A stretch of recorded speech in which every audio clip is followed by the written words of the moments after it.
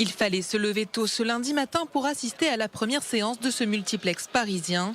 Pourtant, des dizaines de spectateurs n'ont pas hésité à se déplacer pour leur première projection post-confinement.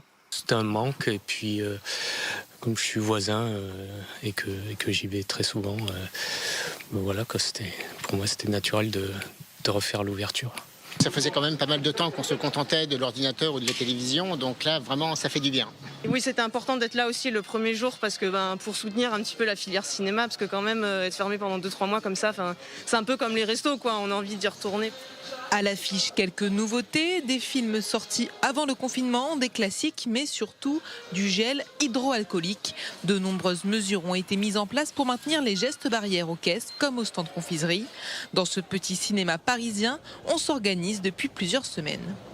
Donc les masques pour le personnel, mais aussi pour des spectateurs qui souhaiteraient mettre un masque. Sur l'entrée du Luxor, on a fait un flocage pour faire la distanciation sur le trottoir. Et sinon, on a acheté ces bandes qui rythment l'entrée du public pour la caisse. On fera très attention, on sera très attentif, mais on veut que ça reste quand même un moment de plaisir et de détente. Dans les salles, les masques ne sont pas obligatoires, mais un siège doit rester libre entre chaque groupe de spectateurs.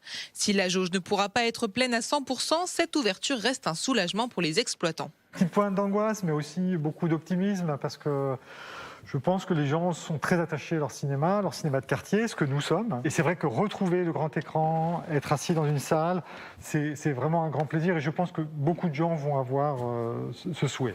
Autre espace de loisirs autorisé à rouvrir aujourd'hui, les piscines, les salles de sport et les tables de jeu. Après les machines à sous il y a quelques semaines, place au poker et au blackjack.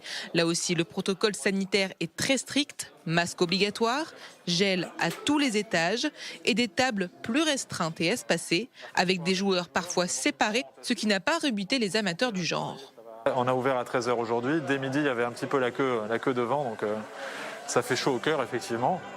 Ensuite, on s'attend à faire un peu la police avec les clients, c'est évident. Mais globalement, ça se passe très bien. Un été de loisirs et de culture se profile donc, avec la réouverture progressive par exemple des parcs d'attractions et des théâtres. Pour l'instant, seules les discothèques restent indécises sur leur sort.